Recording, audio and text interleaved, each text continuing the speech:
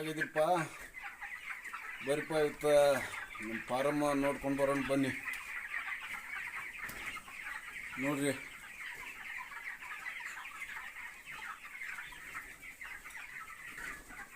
ಎಲ್ಲರೂ ಹೇಗಿದ್ದೀರಿ? ಚೆನ್ನಾಗಿದ್ದೀರಿ? ನಾನಂತೂ ಚೆನ್ನಾಗಿದ್ದೇನ್ರಿಪ್ಪ. ನಮಸ್ಕಾರ ರೀ, ಹೇಗಿದ್ದೀರಿ? ಚೆನ್ನಾಗಿದ್ದೀರಿ? ನಾನಂತೂ ಚೆನ್ನಾಗಿದ್ದೇನ್ರಿಪ್ಪ.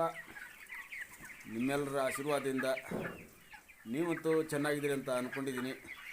ಇವತ್ತಿನ ವಿಡಿಯೋ ವಿಶೇಷತೆ ಏನಪ್ಪ ಅಂತಂದ್ರೆ ಲೂಸ್ ಮೋಷನ್ ಆಗೋದ್ರಿಂದ ನಮ್ಗೆ ಬಾಯ್ಲರ್ ಕೋಳಿಗಳಿಗೆ ಅದ್ರ ಮೇಲೆ ಏನು ಪರಿಣಾಮ ಬೀರ್ತಾವು ಅನ್ನೋದ್ರ ಬಗ್ಗೆ ವಿಡಿಯೋ ಮಾಡಿ ಹಾಕ್ತಾಯಿದ್ದೀನಿ. ಏನಪ್ಪ ಅಂತಂದ್ರೆ ಅದನ್ನು ತಡೆಗಟ್ಟುವುದು ಹೇಗೆ ಅನ್ನೋದು ವಿಷಯಗಳನ್ನು ಇದ್ರೊಳಗೆ ಹೇಳಿದ್ದೀನಿ. ಯಾರೆಲ್ಲ ನನ್ನ ವಿಡಿಯೋಗಳನ್ನ ಸಬ್ಸ್ಕ್ರೈಬ್ ಮಾಡಿದೆ ನೋಡ್ತಾ ಇದ್ದೀರಾ ನನ್ನ ಚಾನಲ್ನ, ಅವರೆಲ್ಲ ಬೇಗ ನನ್ನ ಚಾನಲ್ನ ಸಬ್ಸ್ಕ್ರೈಬ್ ಮಾಡ್ಕೊಳ್ಳಿ. ಹಾಗೆ ವಿಡಿಯೋಕ್ಕೆ ಒಂದು ಲೈಕ್ ಕೊಡಿ. ಬಾಜು ಇರೋ ಬೆಲ್ ಬಟನ್ ಮೇಲೆ ಬೆಳಿಟ್ಟು ಆನ್ ಮಾಡ್ಕೊಳ್ಳಿ. ನಾ ಮಾಡುವಂಥ ವಿಡಿಯೋಗಳು ಫಸ್ಟ್ ನೋಟಿಫಿಕೇಷನ್ ಮುಖಾಂತರ ನಿಮ್ಮ ಮೊಬೈಲಿಗೆ ಬರ್ತಾವ್ರಿ.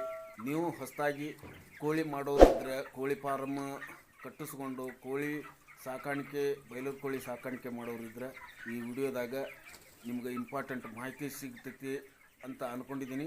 ಬನ್ನಿಪ್ಪ, ವಿಡಿಯೋದಾಗ ಏನೈತೆ ಅನ್ನೋದ್ರ ಬಗ್ಗೆ ನೋಡ್ಕೊಂಡು ಬರೋಣ.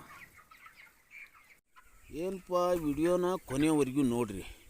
ನೋಡಿದ್ರೆ ಲಾಸ್ಟ್ ವಿಡಿಯೋ ಕೊನೆಯದಾಗ ನಿಮ್ಗೆ ಒಂದೆರಡು ಇಂಪಾರ್ಟೆಂಟ್ ವಿಷಯಗಳದಾವು, ಅದನ್ನು ಕೇಳಿ ತಿಳ್ಕೊರಿ.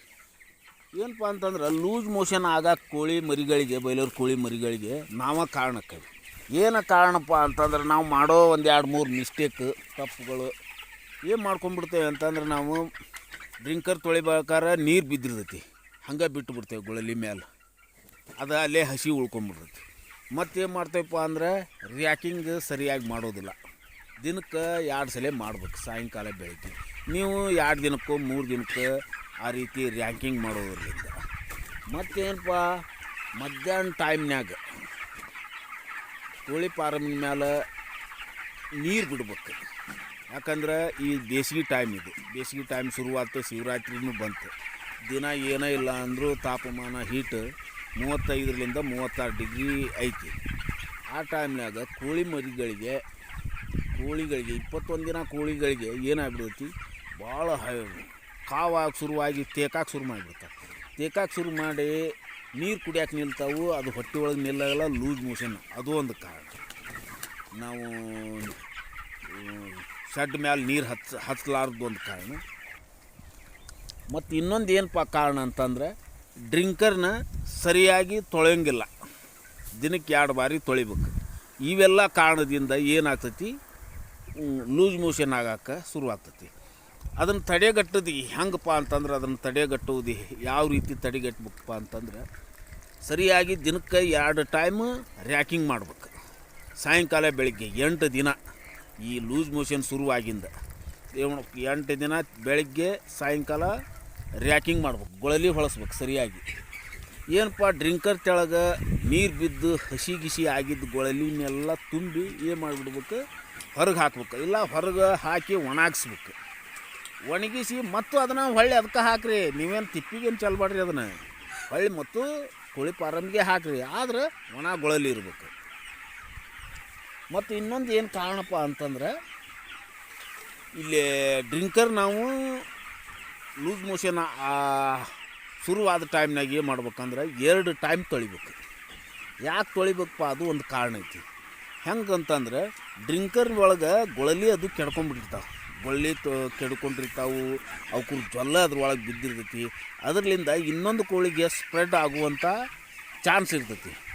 ಅದಕ್ಕಾಗಿ ನೀವು ಬೆಳಗ್ಗೆ ಒಂದು ಟೈಮು, ಸಾಯಂಕಾಲ ಒಂದು ಟೈಮು ಕ್ಲೀನಾಗಿ ಇಟ್ಕೋರಿ. ಇಲ್ಲಿ ನೋಡ್ತಾ ಇದ್ದೀರಲ್ಲ, ನಾವು ಯಾವ ರೀತಿ ತೊಳ್ಕೊಂಡು ಇಟ್ಕೊಂಡಿರ್ತೀವಿ. ಲೂಸ್ ಮೋಷನ್ ಆಗಲಿ ಬಿಡಲಿ, ಡೈಲಿ 2 ಟೈಮ್ ಡ್ರಿಂಕರ್ನ ತೊಳಿಲೇಬೇಕು. ತೊಳೆದ್ರೆ ಕೋಳಿ ಮರಿಗಳು ಯಾವುದು ಡಿಶಸ್ ಬರೋದಿಲ್ಲ, ಯಾವ ರೋಗ ರುಜಿನಿ ಬರೋದಿಲ್ಲ, ಆರೋಗ್ಯವಾಗಿ ಬರ್ತಾವೆ. ಕೋಳಿ ವೇಟ್ ಚಲೋ ಬರ್ತಾವೆ, ಫೀಡು ಚಲೋ ತಿಂತಾವೆ. ಹೀಗಾಗಿ 2 ಟೈಮ್ ತೊಳ್ಕೊರಿ. ಮಧ್ಯಾಹ್ನ ಟೈಮ್ನಾಗ ಕೋಳಿ ಶೆಡ್ಡಿನ ಮೇಲೆ ನೀವು ನೀರು ಹಚ್ಚಲೇಬೇಕು. ಇಲ್ಲ ಮೊದಲೇ ನೀವು ಸ್ಪ್ರಿಂಕ್ಲರ್ ವ್ಯವಸ್ಥೆ ಮಾಡಿ ಇಟ್ಕೊಂಡಿರ್ಬೇಕು. ಸಣ್ಣ ಸ್ಪ್ರಿಂಕ್ಲರ್ ಹಾಕ್ಕೊಂಡು ನೀವು ಮಧ್ಯಾಹ್ನ 2 ಗಂಟೆ 1 ಗಂಟೆ ಸುಮಾರು ಒಂದು ಅರ್ಧ ಗಂಟೆ 2 ಅಥವಾ 3 ಟೈಮ್ ಶೆಡ್ಡಿನ ಮೇಲೆ ನೀರು ಹಾರಿಸ್ಬೇಕು. ಇಲ್ಲಿ ನೋಡ್ತಾ ಇದ್ರಲ್ಲ ನಾ ಯಾವ ರೀತಿ ಹಾರಿಸಿದ್ದೀನಿ ಅನ್ನೋದ್ರ ಬಗ್ಗೆನೂ ಇಲ್ಲಿ ನೋಡಿ ಕಾಣ್ತಾ ಇದೆ. ಆ ರೀತಿ ಹಾರಿಸ್ಬೇಕು. ಈ ರೀತಿ 8 ದಿನ ನೀವು ಲೂಸ್ ಮೋಷನ್ ಶುರುವಾದ ಬೈಲೋ ಕೋಳಿಗಳಿಗೆ ಲೂಸ್ ಮೋಷನ್ ಶುರುವಾದಾಗ ಈ ರೀತಿ ನೀವು ಮಾಡ್ಕೋರಿ. ನಾ ಹೇಳಿದ ಪ್ರಕಾರ ನೀವು ಫಾರಮ್ ಒಳಗೆ ಸರಿಯಾಗಿ ಆ ಟೈಮ್ ಡ್ರಿಂಕರ್ ಕ್ಲೀನ್ ಮಾಡ್ಕೋಬೇಕು. ಮತ್ತು 2 ಟೈಮ್ ರ್ಯಾಕಿಂಗ್ ಮಾಡ್ಕೋರಿ. ಮತ್ತು ಒಂದು ಅಥವಾ 2 ಟೈಮ್ ಶೆಡ್ಡಿನ ಮೇಲೆ ನೀರು ಬಿಟ್ರೆ ಕೋಲ್ಡ್ ಆಕತಿ.